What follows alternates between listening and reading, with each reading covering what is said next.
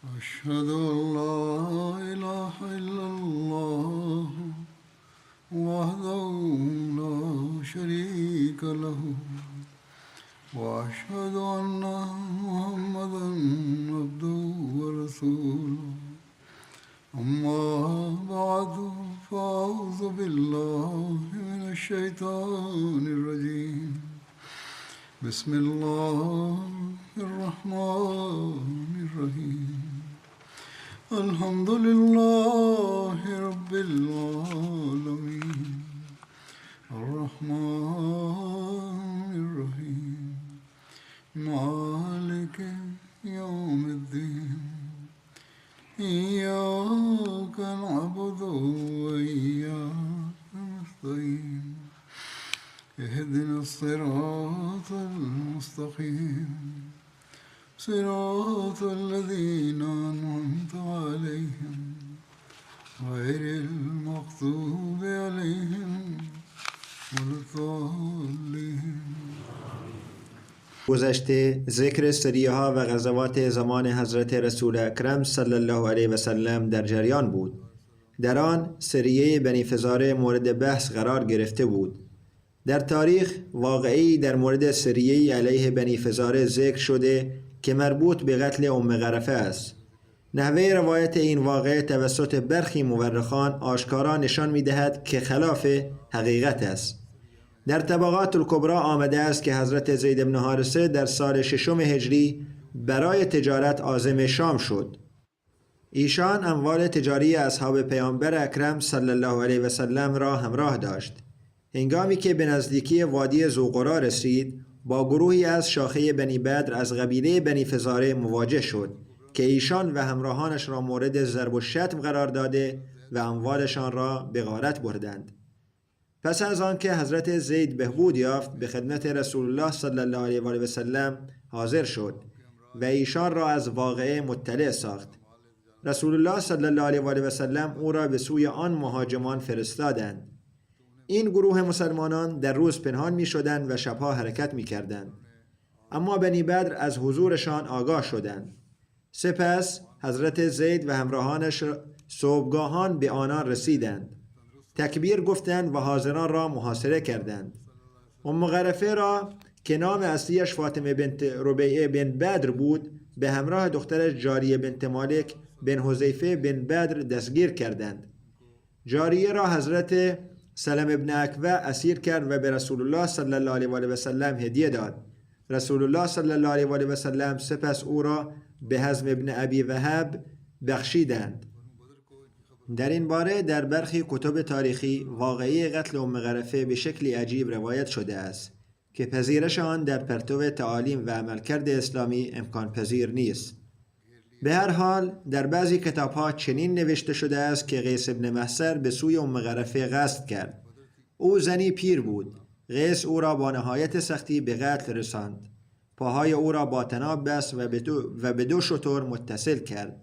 سپس شتران را راند و آنها دویدند و آن زن را تکه تکه کردند. قیس 2 مرد دیگر را نیز به قتل رساند. حضرت زید بن حارثه از این مأموریت خود بازگشت و در منزل پیامبر اکرم صلی الله علیه و سلم را زد. پیامبر اکرم صلی الله علیه و سلم در حالی که لباس خود را درست می‌کردند به سوی زید برخاستند تا اینکه او را در آغوش گرفتند و بوسیدند. سپس از زید جویای احوال شدند و زید ایشان را از پیروزی که خداوند متعال به آنان عطا فرموده بود آگاه ساخت. این واقعه به این صورت توصیف شده است که خانم را به 2 نیم کردند، اما حضرت میرزا بشیر احمد با دلایل محکم و به بهترین شکل این واقعه را شرح داده است. ایشان می نویسد به جای سریه حضرت ابوبکر که اکنون ذکر شد، ابن سعد از سریه یاد کردند که در آن زید بن حارثه امیر بود. یعنی ابن سعد در این سریه به جای حضرت ابوبکر حضرت زید بن حارثه را به عنوان امیر معرفی می کند و با اندکی تفاوت در جزئیات می نویسد که این عملیات برای تنبیه بنی فزاره بود که در نزدیکی وادی القرا ساکن بودند و به یک کاروان تجاری مسلمانان حمله کرده و تمام اموال و وسایل آنان را غارت کرده بودند. روح و محرک اصلی این گروه مفسد پیرزنی به نام ام غرفه بود که دشمن سرسخت اسلام بود. هنگامی که این زن در این نبرد دستگیر شد، شخصی به نام قیس از گروه زید او را به قتل رساند. ابن سعد مورخ داستان این قتل را چنین بیان می کند که پاهای این زن را به 2 شتر مختلف بستند و سپس شترها را در جهات مختلف راندند که در نتیجه آن این زن از 2 وسط 2 نیم شد. پس از آن دختر این زن به سلمی ابن اکوع سپرده شد. همین داستان را ابن اسحاق نیز با اندکی اختصار و تفاوت بیان کرده است. بر اساس این روایت سر ویلیام مویر که یک شرقشناس است و نسبت به دیگر مورخان اروپایی عادت به ارائه جزئیات بیشتری دارد، این واقعه را به عنوان نمونه ای از روحیه وحشیانه مسلمانان با اشتیاق فراوان زینت بخش کتاب خود کرده است. در حقیقت سر ویلیام مویر دلیل درج این واقعه در کتابش را اینگونه نوشته است که در این حمله مسلمانان مرتکب عملی ظالمانه شده بودند. چنانکه سر ویلیام مویر می نویسد در این سال مسلمانان مجبور شدند در بسیاری از عملیاتها از مدینه خارج شوند، اما همه آنها قابل ذکر نیستند. با این حال من نمی توانم از ذکر یکی از این عملیاتها خودداری کنم، زیرا نتیجه آن با یک عمل بسیار ظالمانه از سوی مسلمانان همراه بود. این بیان سر ویلیام مویر است. در تحلیل این موضوع حضرت میرزا بشیر احمد می نویسد مورخی که یک واقعه را صرفاً به این دلیل که در آن شواهدی از ظلم و ستم یک قوم وجود دارد بر وقایع دیگر ترجیح می دهد و آن را زینت بخش کتاب خود می کند، در حقیقت شایسته عنوان یک محقق بیطرف نیست. او خود نوشته است که بقیه وقایع را رها می کنم و فقط این واقعه را ذکر می کنم. این به معنای آن است که او جانبدار بود و نه یک محقق بیطرف، زیرا از کسی که بیطرف است انتظار نمی رود که به بررسی این موضوع توجه کند که آیا این واقعه ظلم و ستم اصلا واقعیت دارد یا خیر، چرا که با این کار دلیلش از دست می رود. به هر حال آقای مویر این واقعه را با اشتیاق خاصی در کتاب خود درج کرده است، اما حضرت میرزا بشیر احمد می گوید که به زودی ثابت خواهد کرد که این واقعه کاملا نادرست و مطلقاً بی اساس است و ساختگی بودن آن هم از نظر نقلی و هم از نظر عقلی ثابت می شود. از نظر عقلی باید دانست که زندانی کردن یک زن که متهم به قتل نیست و سپس کشتن او در شرایط امن، آن هم به شیوهی که در این روایت بیان شده، امری بسیار بعید است. اسلام حتی در میدان جنگ نیز به شدت از کشتن زنان منع می کند. در این باره حضرت محمد صلی الله علیه و آله و سلم چندین بار به صراحت فرمودند که زنان را نباید کشت، چنانکه در حدیث آمده است که در یک مورد در میدان جنگ زنی از قبیله دشمن کشته شده یافت شد. با وجود اینکه معلوم نبود این زن در چه شرایطی و به دست چه کسی کشته شده است، پیامبر اکرم صلی الله علیه و آله و سلم با دیدن او بسیار ناراحت شدند و به صحابه تأکید کردند که چنین کاری نباید در آینده تکرار شود و هیچ زنی نباید کشته شود. همچنین هرگاه پیامبر اکرم صلی الله علیه و آله و سلم گروهی را اعزام می‌کردند، در میان نصیحت‌های دیگر به صحابه توصیه می‌کردند که هیچ زن و کودکی را نکشند. با وجود این دستورالعمل‌های اصولی، تصور این که صحابه و بخصوص زید بن حارثه که گویی از اهل خانه پیامبر اکرم صلی الله علیه و آله و سلم بود، زنی را به شیوهی که ابن سعد بیان کرده است کشته یا دستور قتل او را داده باشد، به هیچ وجه قابل قبول نیست. اگرچه در روایت مذکور عمل قتل به زید نسبت داده نشده، بلکه به یک مسلمان دیگر منتسب شده است، اما از آنجا که این واقعه تحت فرماندهی زید رخ داده، در نهایت مسئولیت آن بر عهده زید نیز خواهد بود. با این حال تصور این که زید با آگاهی از تعالیم پیامبر اکرم صلی الله علیه و آله و سلم اجازه چنین عملی را داده باشد، به هیچ وجه قابل پذیرش نیست. بیشک اگر زنی مرتکب جرمی شود، مجازات آن جرم را خواهد دید و هیچ شریعت دینی یا قانون کشوری زنان را از مجازات جرم مستثنا نکرده است. هر روز اخباری از مجازات زنان حتی اعدام آنها به جرم قتل منتشر می شود. اما کشتن زنی صرفاً به دلیل دشمنی مذهبی یا شرکت در جنگ، آن هم به شیوهی که در این روایت بیان شده، عملی است که با دستورات اصولی پیامبر اکرم صلی الله علیه و سلم و کل تاریخ اسلام به صراحت مغایرت دارد. اگر گفته شود که این زن مجرم بوده و چنان که در برخی روایات آمده که قصد کشتن پیامبر اکرم صلی الله علیه و سلم را داشته، پس می توانست به طور قانونی حکم قتل علیه او صادر شود. این سخن درست است. اما سوال این است که وقتی صحابه حتی با دشمنان سرسخت و خونین‌تر و سپس با دشمنان مرد هرگز چنین رفتاری نکردند، چگونه میتوان پذیرفت که تحت فرماندهی صحابی دانا چون زید بن حارثه با یک زن سال خورده چنین رفتاری شده باشد؟ پس از منظر عقلی ساختگی و دروغین بودن این داستان کاملا آشکار است و هیچ فرد بی‌طرف نمیتواند در این مورد تردیدی داشته باشد. اما از نظر نقلی، اولا ابن سعد یا ابن اسحاق هیچ سندی برای این روایت ذکر نکردند و بدون سند معتبر چنین روایتی که مخالف دستور صریح پیامبر اکرم صلی الله علیه و سلم و روش معمول و شناخته شده صحابه است هرگز قابل پذیرش نیست. ثانیاً همین واقعه در معتبرترین کتب حدیث یعنی صحیح مسلم و سنن ابی داود نقل شده است، اما در آنها هیچ اشاره‌ای به کشته شدن مغرفه نشده است و در برخی جزئیات دیگر نیز با روایت ابن سعد و دیگران تفاوت دارد. از آنجایی که احادیث صحیح مسلم به طور قطع بسیار قوی‌تر و قابل ترجیح‌تر از روایت عادی تاریخی هستند، بنابراین در مقابل روایت صحیح مسلم و سنن ابی داود، روایت ابن سعد و دیگران هیچ وزن و اعتباری ندارد. این تمایز زمانی آشکارتر می شود که در نظر بگیریم در حالی که ابن سعد و ابن اسحاق روایت خود را بدون سند نقل کرده اند، اما مسلم و ابو داود برای روایت خود سند کامل ذکر کردند. به طور کلی روایات عادی مورخان در مقایسه با دقت محدثان که با نهایت احتیاط عمل کردند هیچ اعتباری ندارد. در روایتی که در صحیح مسلم و سنن ابو داود آمده است حتی ذکری از کشته شدن غرفه نیست. اگرچه در روایت مسلم و ابو داود نام غرفه ذکر نشده و نام فرمانده به جای زید ابوبکر ثبت شده است، اما این موضوع نمیتوان شبهه‌ای ایجاد کند که این حمله متفاوت بوده است، زیرا سایر جزئیات مهم یکسان هستند. برای مثال در هر دو روایت تصریح شده که این حمله علیه بنی فزاره بود. دوم اینکه در هر دو روایت ذکر شده است که رئیس بنی فزاره یک زن پیر بود. در هر دو روایت به اسارت گرفتن این زن اشاره شده است. سپس در هر دو روایت ذکر شده که این زن دختری داشت که همراه مادرش اسیر شد. همچنین در هر دو روایت آمده است که این دختر سهم سلمه ابن اکوع شد.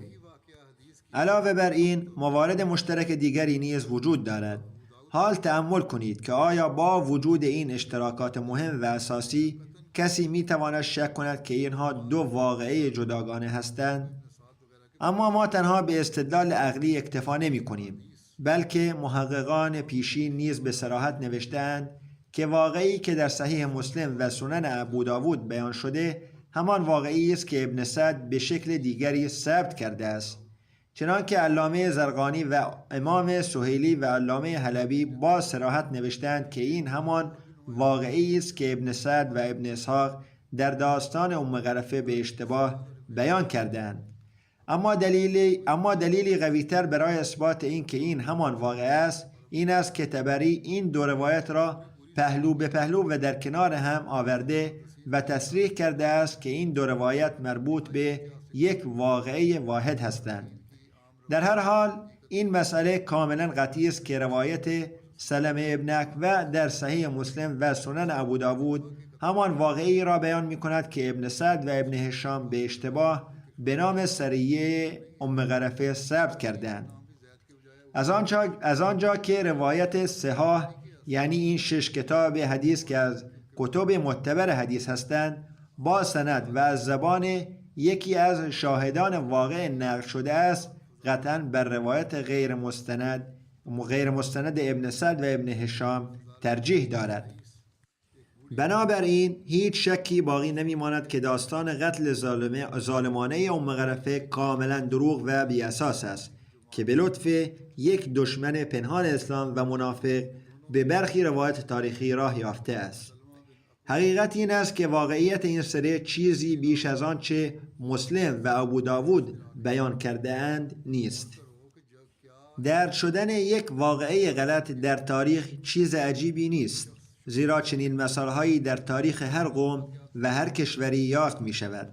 اما این واقعاً جای تعجب دارد که شخصی مانند سر ویلیام بدون هیچ تحقیقی به این واقعه نادرست در کتاب خود جا داده و آشکارا اعتراف کرده که دلیل گنجاندن آن صرفاً این است که نمونه ای از عمل ظالمانه مسلمانان را ارائه می دهد. به هر حال این واقعه اصلا صحت ندارد و آن گونه که نقل شده رخ نداده است. سریه عبدالله بن عتیق یکی از وقایعی است که در تاریخ ذکر شده و مربوط به ابو رافع بوده است. ابن سعد بیان کرده است که این سریه در ماه رمضان سال 6 هجری اتفاق افتاده است.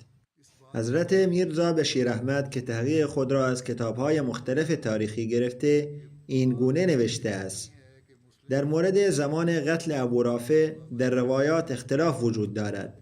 بخاری به پیروی از زهری این واقعه را بدون ذکر تاریخ مشخص و صرفاً پس از قتل کعب ابن اشرف بیان کرده است که در هر صورت صحیح است. احتمالاً این وقایع را به هم پیوسته و مرتبط ذکر کرده، زیرا ماهیت آنها مشابه است. طبری آن را در سال 3 هجری پس از واقعه کعب ابن اشرف قرار داده است. واقدی آن را در سال 4 هجری ذکر کرده است.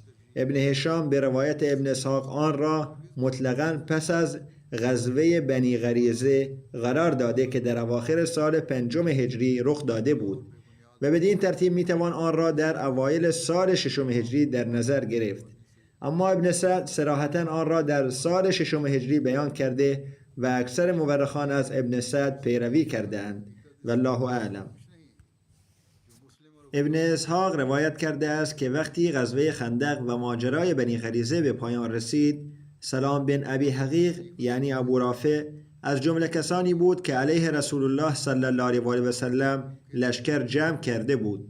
قبیله اوس پیش از غزوه احد کعب ابن اشرف یهودی را به دلیل دشمنی با رسول الله صلی الله علیه و سلم و تحریک علیه ایشان به قتل رسانده بود. پس قبیله خزرج از رسول الله صلی الله علیه و سلم اجازه خواست تا سلام بن ابی حقیق را که در آن زمان در خیبر بود به قتل برساند. پیامبر اکرم صلی الله علیه و سلم به آنان اجازه دادند. این دو قبیله اوس و خزرج همچون دو شتر نر در همراهی با پیامبر اکرم صلی الله علیه و سلم با یکدیگر رقابت می‌کردند. هرگاه قبیله اوس کاری برای رسول الله صلی الله علیه و سلم انجام میداد، خزرجیان میگفتند آنها با این کار در نزد رسول الله صلی الله علیه و سلم و در اسلام بر ما برتری خواهند یافت. پس آرام نمی گرفتند تا اینکه کاری مشابه انجام میدادند و اگر خزرج کاری مشابه انجام میداد، قبیله اوس نیز همان کار را تکرار میکرد. هنگامی که اوس کعب ابن اشرف را به دلیل دشمنی با رسول الله صلی الله علیه و سلم به قتل رساند، خزرجیان گفتند به خدا سوگند که قبیله اوس هرگز نمیتواند به خاطر این کار بر ما برتری یابد و آنها در اعمالی که آنها را به خدا و رسولش صلی الله علیه و سلم نزدیک میکرد با یکدیگر رقابت میکردند. پس اندیشیدند که چه کسی در دشمنی با رسول الله صلی الله علیه و سلم همانند کعب ابن اشرف است و ابن ابی حقیق را که در خیبر یا سرزمین حجاز بود به یاد آوردند. ابن سعد میگوید خزرج گفت که ابو رافع ابن ابی حقیق قبیله غطفان و مشرکان اطراف آن را جمع کرده و برای جنگ با رسول الله صلی الله علیه و سلم مقرری بزرگی برای آنها تعیین کرده است. پس خزرج از رسول الله صلی الله علیه و سلم اجازه قتل او را درخواست کرد. پیامبر اکرم صلی الله علیه و سلم به آنها اجازه دادند. بدین ترتیب 5 مرد از قبیله بنی سلمه خزرج به نامهای عبدالله ابن عتیق، مسعود ابن سنان، عبدالله ابن انیس جهنی که هم پیمان انصار بود، ابو قتاده حارث ابن ربیعی و خزاعی ابن اسود راهی شدند. همه این افراد عازم شدند. به نظر محمد ابن عمرو و ابن سعد این اسود ابن خزاعی بود که از قبیله اسلم و هم پیمان انصار بود. براء بن عازب نیز عبدالله بن عتبه را اضافه کرد، همانطور که در صحیح بخاری آمده است. پس آنها 6 نفر شدند. ابن عقبه و سهیلی نیز اسد ابن حرام را اضافه کردند و بدین ترتیب 7 نفر شدند. رسول الله صلی الله علیه و سلم عبدالله بن عتیق را به عنوان امیر آنان تعیین کردند و آنها را از کشتن کودکان و زنان منع فرمودند. پس ببینید که اینجا نیز به وضوح فرمودند که زنان را نباید کشت. در صحیح بخاری جزئیات قتل ابو رافع چنین بیان شده است. حضرت براء بن عازب روایت کرده است که ابو رافع رسول الله صلی الله علیه و سلم را بسیار آزار میداد و با دشمنان ایشان همکاری میکرد. او در قلعه خود که در سرزمین حجاز بود زندگی میکرد. هنگامی که آن گروه به نزدیکی قلعه رسیدند خورشید غروب کرده بود و مردم با گله های حیواناتشان بازگشته بودند. عبدالله ابن عتیق به همراهانشان گفت شما در جای خود بمانید، من میروم تا با دربان حیله‌ای کنم و به داخل راه یابم. او رفت و به نزدیکی دروازه رسید. سپس خود را در پارچه‌ای پیچید، گویی که غذای حاجت می کند. در حالی که همه مردم به داخل رفته بودند، در روایتی دیگر آمده است که عبدالله ابن عتیق گفت من به دنبال حیله‌ای بودم تا وارد قلعه شوم و بهانه‌ای بیابم. در همین حین ساکنان قلعه متوجه شدند که یکی از الاغ‌هایشان گم شده است. آنها گفتند که با چراغ به جستجوی آن بروند. عبدالله می گفت که ترسیدم مبادا مرا شناسایی کنند. آنها گفتند من سرم را پوشاندم. این صحابی که بود گفت من سرم را پوشاندم گویی که در حال قضای حاجت هستم. در روایت بخاری آمده است که دربان به او صدا زد ای بنده خدا، اگر میخواهی داخل شوی داخل شو، من میخواهم در را ببندم. من داخل شدم و سپس در داخل پنهان شدم. در روایتی دیگر آمده است که من هم داخل رفتم و سپس در طویله الاغ‌ها نزدیک دروازه قلعه پنهان شدم. وقتی همه داخل شدند او در را بست و کلیدها را به میخی آویزان کرد. او می گفت من برخاستم و به سمت کلیدها رفتم، آنها را برداشتم و در را باز کردم. در روایتی دیگر آمده است که وقتی صداها خاموش شد و من هیچ حرکتی نشنیدم بیرون آمدم. وی گفت من دربان را دیدم که کلید قلعه را در تاقچه‌ای گذاشته بود. این هم روایت بخاری است. مردم شبها نزد ابو رافع می آمدند و با او صحبت می کردند. او مجلس برپا می کرد و در بالا خانه اش بود. وقتی صحبت کنندگان از نزد او رفتند، این راوی می گوید من نظارگر بودم که مجلس برپا بود. وقتی صحبت کنندگان رفتند، در روایتی دیگر نیز آمده است که مردم نزد ابو رافع شام خوردند و به گفتگو ادامه دادند تا اینکه پاسی از شب گذشت. سپس به اتاقهای خود بازگشتند. این هم روایت صحیح بخاری است. پس من به سوی او بالا رفتم و هر دری را که باز می کردم از داخل می بستم. با خود گفتم اگر مردم متوجه حضور من شوند، تا زمانی که او را نکشتم به من نخواهند رسید. من به نزد او رفتم. در روایتی دیگر آمده است که سپس به سمت درهای اتاقهایش رفتم و آنها را از بیرون قفل کردم. پس از آن از نردبانی بالا رفتم و به نزد ابو رافع رسیدم. این نیز روایت بخاری است. میگوید دیدم که او در اتاقی تاریک در میان خانواده‌اش دراز کشیده است. نمیدانستم دقیقاً کجای اتاق قرار دارد. گفتم ای ابو رافع. او پرسید کیست؟ من به سمت صدا حرکت کردم و تخمینی ضربه‌ای با شمشیر به او زدم. من وحشت زده و مضطرب بودم و ضربه کارساز نبود. او فریاد زد. ضربه درست به او نخورده بود. او فریاد بلندی کشید و من از اتاق خارج شدم. اندکی درنگ کردم و سپس دوباره نزد او رفتم. گویی برای کمک آمده بودم. با تغییر صدایم گفتم: ابو رافع، این چه صدایی بود؟ او گفت: مادرت به ازایت بنشیند. ابو رافع گفت: مردی در اتاق است که چند لحظه پیش با شمشیرش به من حمله کرد. حضرت عبدالله بن عتیق میگوید: سپس من ضربه دیگر به او زدم. پس از شنیدن صدا دوباره ضربه زدم که او را غرق در خون کرد. نتوانستم او را بکشم. پس نوک شمشیر را در شکمش فرو بردم تا اینکه به پشتش رسید. در روایت دیگری حمله دوباره چنین ذکر شده است: سپس دوباره به سمت او حمله ور شدم و ضربه دیگر زدم، اما فایده ای نداشت. او فریاد زد و اهل خانهش بیدار شدند. وی میگوید: سپس آمدم و صدایم را تغییر دادم، همچون کسی که برای کمک آمده است. یعنی بار دوم با صدای متفاوت آمد. میگوید: دیدم که او به پشت دراز کشیده است. شمشیر را روی شکمش گذاشتم و بر او خم شدم تا اینکه صدای شکستن استخوان را شنیدم. این نیز از روایات بخاری است. آنگاه دریافتم که او را کشته‌ام. سپس یک به یک درها را گشودم تا به آخرین پله رسیدم. پایم را گذاشتم و گمان کردم به زمین رسیدم، اما افتادم و آخرین پله نبود بلکه 2-3 پله هنوز مانده بود. از پله ها افتادم و در آن شب مهتابی ساق پایم شکست. در روایت دیگر آمده است که مفصل پایم در رفت. آن را با عمامه ام بستم و به راه افتادم. آمدم و در کنار نشستم و با خود اندیشیدم که امشب بیرون نخواهم رفت تا زمانی که مطمئن نشوم او را کشته‌ام. هنگامی که خروس بانگ زد و صبح شد، خروس‌ها همان گونه که اذان می‌دهند شروع به خواندن کردند. خبررسان مرگ بر دیوار قلعه ایستاد و گفت: خبر مرگ تاجر اهل حجاز را می‌دهم. پس من به سوی همراهانم رفتم و گفتم: نجات، خداوند ابو رافع را کشته است.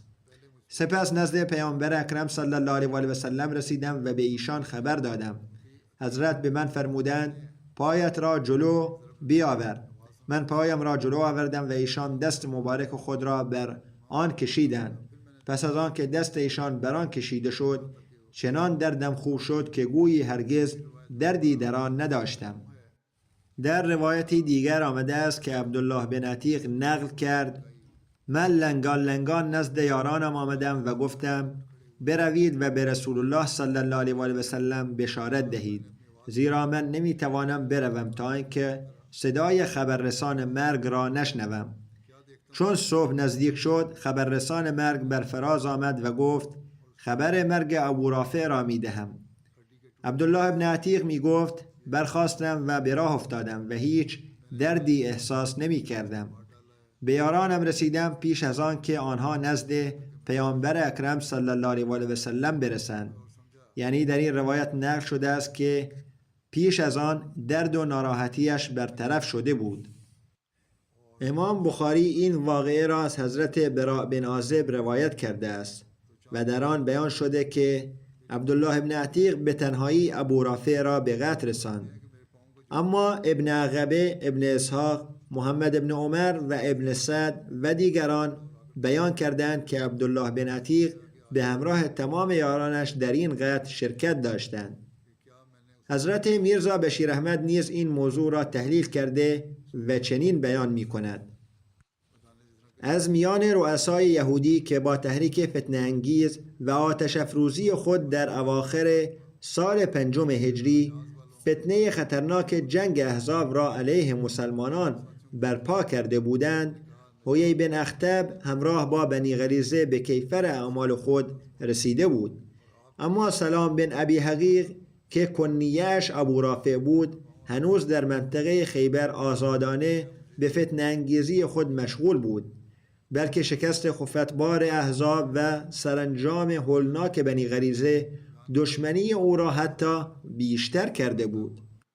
و از آنجا که مسکن قبایل غطفان نزدیک خیبر بود و یهودیان خیبر و قبایل نجد گویی همسایه یکدیگر بودند، اکنون ابو رافع که تاجری بسیار بزرگ و انسانی ثروتمند بود، این رویه را در پیش گرفته بود که قبایل وحشی و جنگجوی نجد را علیه مسلمانان تحریک می‌کرد و در دشمنی با رسول الله صلی الله علیه و سلم کاملا همانند کعب ابن اشرف بود.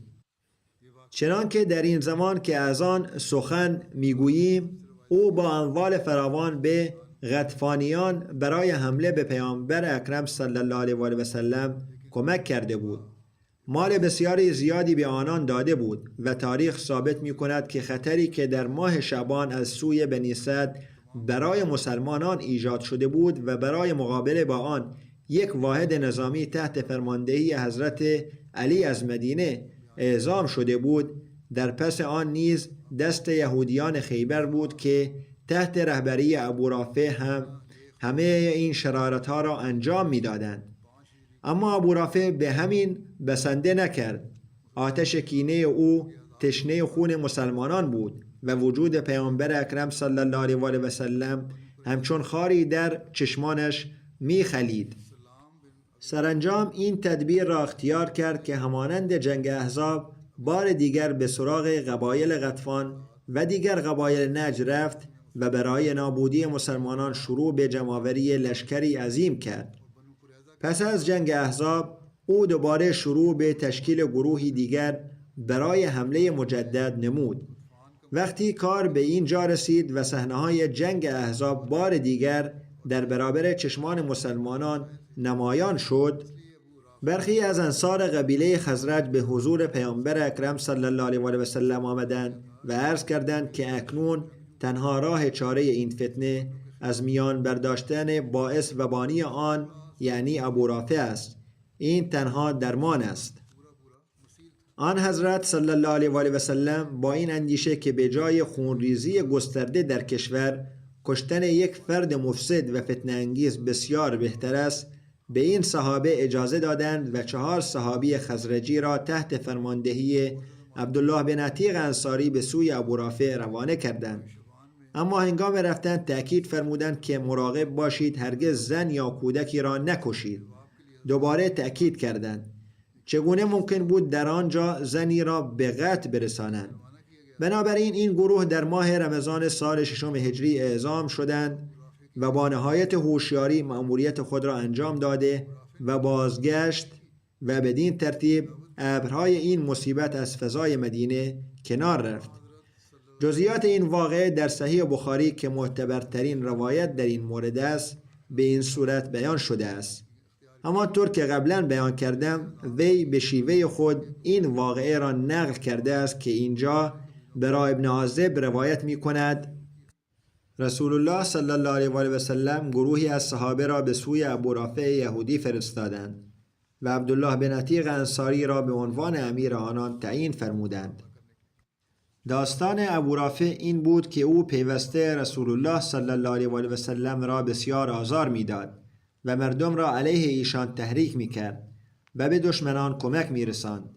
هنگامی که عبدالله بن عتیق و همراهانش به نزدیکی قلعه ابو رافع رسیدند و خورشید غروب کرد، عبدالله بن عتیق همراهانش را پشت سر گذاشت و خود به نزدیکی دروازه قلعه رفت و در آنجا چادرش را به گونه‌ای پیچید و نشست که گویی برای قضای حاجت نشسته است. وقتی نگهبان دروازه قلعه آمد تا آن را ببندد، به عبدالله نگاه کرد و صدا زد: ای مرد، من میخواهم دروازه قلعه را ببندم. اگر میخواهی داخل شوی زود بیا. عبدالله در حالی که در چادر خود پیچیده بود به سرعت وارد دروازه شد و در گوشه‌ای پنهان گشت. و نگهبان دروازه پس از بستن آن و آویختن کلید به میخی نزدیک رفت. پس از آن عبدالله بن عتیق چنین نقل می کند که از مخفیگاه هم بیرون آمدم و نخست قفل دروازه قلعه را گشودم تا در صورت نیاز بتوانم به سرعت و آسانی خارج شوم. در آن هنگام ابو رافع در اتاقی در طبقه بالا بود و بسیاری از مردم در مجلسی گرد او نشسته مشغول گفتگو بودند. هنگامی که آنان برخاستند و رفتند و سکوت برقرار شد، من از پله‌های خانه ابو رافع بالا رفتم و احتیاط کردم که هر دری را که در مسیرم بود پس از عبور از داخل می بستم. وقتی به اتاق ابو رافع رسیدم، او چراغ را خاموش کرده و آماده خواب می شد و اتاق کاملا تاریک بود. من با صدای بلند ابو رافع را صدا زدم. او در پاسخ گفت کیست؟ پس من با تخمین جهت صدا به سمتش هجوم بردم و ضربه‌ای محکم با شمشیر وارد کردم. اما تاریکی بسیار زیاد بود و من در آن لحظه دست پاچه شده بودم. بنابراین ضربه شمشیر به خطا رفت و ابو رافع با فریاد بلندی داد زد که من از اتاق بیرون رفتم. پس از مدت کوتاهی دوباره وارد اتاق شدم و با تغییر صدایم پرسیدم ابو رافع، این سر و صدا چه بود؟ او صدای تغییر یافته‌ام را نشناخت و گفت مادرت به ازایت بنشیند. کسی همین الان با شمشیر به من حمله کرد. با شنیدن این صدا دوباره به سمتش هجوم بردم و ضربه‌ای با شمشیر وارد کردم. این بار ضربه کاری بود اما او هنوز نمرده بود. پس ضربه سومی وارد کردم و او را به قتل رساندم. پس از آن به سرعت درها را گشودم و از خانه خارج شدم. اما هنگامی که از پله‌ها پایین می آمدم و هنوز چند پله باقی مانده بود، گمان کردم که تمام پله‌ها را پیمودم و در تاریکی سقوط کردم. پایم به اشتباه فرود آمد و ساق پایم شکست. در روایتی دیگر آمده است که مفصل ساق پایم در رفت. اما من آن را با دستارم بستم و لنگ لنگان از آنجا خارج شدم. با خود گفتم تا زمانی که از مرگ ابو رافع اطمینان حاصل نکنم از اینجا نخواهم رفت. پس در نزدیکی قلعه جایی پنهان شدم. هنگامی که صبح شد صدایی از داخل قلعه به گوشم رسید که می گفت ابو رافع تاجر حجاز درگذشته است. پس از آن برخاستم و آهسته آهسته به همراهانم ملحق شدم و سپس به مدینه بازگشتیم و خبر قتل ابو رافع را به حضرت رسول الله صلی الله علیه و آله و سلم رساندیم. ایشان پس از شنیدن تمام ماجرا به من فرمودند پایت را جلو بیاور. من پایم را جلو آوردم و ایشان در حالی که دعا می‌خواندند دست مبارکشان را بر آن کشیدند. پس از آن احساس کردم گویی هیچ دردی به من نرسیده بود.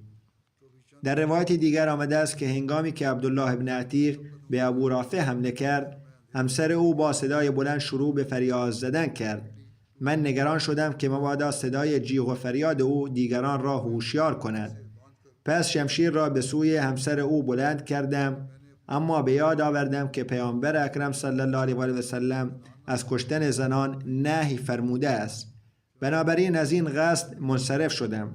در اینجا باز هم همان نکته تکرار می شود که به دلیل من کشتن زنان من شمشیرم را بلند نکردم، هرچند در وضعیت بسیار خطرناکی قرار داشتیم. در مورد جواز قتل ابو رافع نیازی نیست که در اینجا وارد بحث شویم. اقدامات خونبار ابو رافع صفحه‌ای آشکار در تاریخ است. اصولاً باید به یاد داشته باشیم که اول در آن زمان مسلمانان در وضعیت بسیار ضعیفی قرار داشتند و از هر سو گرفتار مصیبت بودند. آتش مخالفت از هر طرف شعله‌ور بود و گویی تمام سرزمین برای نابودی مسلمانان متحد شده بود.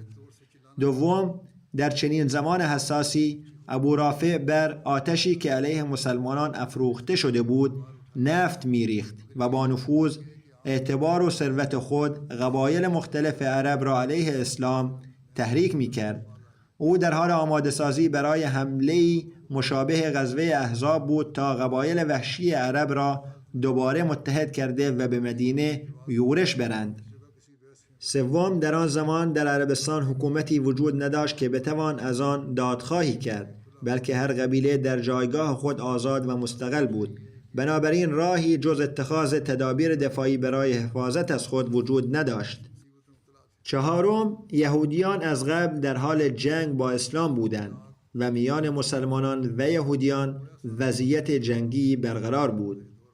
پنجم، در آن شرایط اگر به طور آشکار علیه یهودیان لشکرکشی میشد، جان و مال بسیاری از دست میرفت و بیم آن میرفت که آتش جنگ گسترش یافته و کشور را به ویرانی فراگیر بکشاند. در چنین شرایطی اقدامات صحابه کاملا درست و بجا بود. در حالت جنگ وقتی یک قوم با شرایط مرگ و زندگی روبرو است، چنین تدابیری کاملا مشروع تلقی می شود و هر قوم و ملتی در هر زمانی بنا به ضرورت از آنها استفاده کرده است. اما متاسفانه در دوران کنونی انحطاط اخلاقی احساس همدردی با مجرم به حدی ناروا رسیده که حتی یک ظالم نیز به قهرمان تبدیل می شود. امروزه نیز می بینیم که ظالم قهرمان شده و مجازاتی که به خاطر جرایمش دریافت می کند موجب جلب همدردی مردم می شود. اگر ظالمی مجازات شود یا برای مجازاتش درخواستی صورت گیرد، مردم یا افراد خودخواه با او همدردی می کنند و جرایمش را فراموش می کنند. اما درباره اسلام باید اذعان کنیم که دین احساسات دروغی نیست. اسلام مجرم را مجرم می داند و مجازاتش را برای کشور و جامعه رحمت می شمارد. اسلام آموزش می دهد که عضو فاسد را باید از بدن جدا کرد و اجازه نمی دهد که یک عضو متعفن اعضای سالم و تندرست را آلوده کند. در مورد نحوه مجازات، همانطور که قبلا توضیح داده شد، این روش با توجه به شرایط آن زمان عربستان و وضعیت جنگی که بین مسلمانان و یهودیان وجود داشت اتخاذ شد و از نظر حفظ امنیت عمومی بهترین و مناسبترین راه بود. و اما در مورد شفا یافتن ساق پای عبدالله ابن عتیق در روایت بخاری تصریح نشده که آیا این شفا به طور خارق العاده و فوری اتفاق افتاد یا به تدریج و طی روند طبیعی خود نمایان شد. اگر به طور طبیعی شفا یافته باشد، می توانیم بگیم این واقعه به عنوان یک رویداد عادی تلقی خواهد شد و تأثیر دعای پیامبر اکرم صلی الله علیه و آله و سلم تنها به این حد متصور خواهد بود که به برکت دعای ایشان صلی الله علیه و آله و سلم این جراحت هیچ اثر دائمی بر جای نگذاشت و نتیجه بدی به بار نیاورد، بلکه ساق پای عبدالله نهایتاً قدرت اصلی و کامل خود را باز یافت و اثر جراحت کاملا از بین رفت. اما اگر این شفا به صورت خارق العاده و فوری رخ داده باشد، یقینا این واقعه معجزه‌ای از تقدیر خاص خداوند متعال بود که در نتیجه دعا و برکت رسولش صلی الله علیه و آله و سلم ظاهر شد. به هر حال اینها وقایع مربوط به آن بودند و وقایع دیگری نیز هست که انشاءالله در آینده بیان خواهد شد.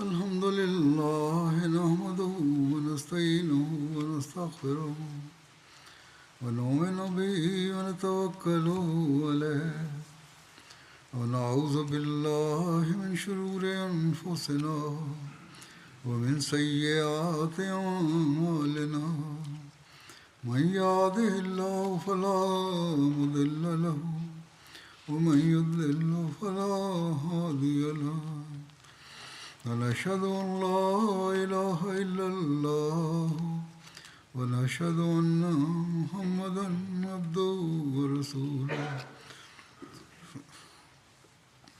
عباد الله رحمكم الله إن الله يأمر بالعدل والإحسان وإيتاء ذي القربى وينهى عن الفحشاء والمنكر والبغي يعظكم لعلكم تذكرون اذكروا الله يذكركم وادعوه يستجب لكم ولذكر الله أكبر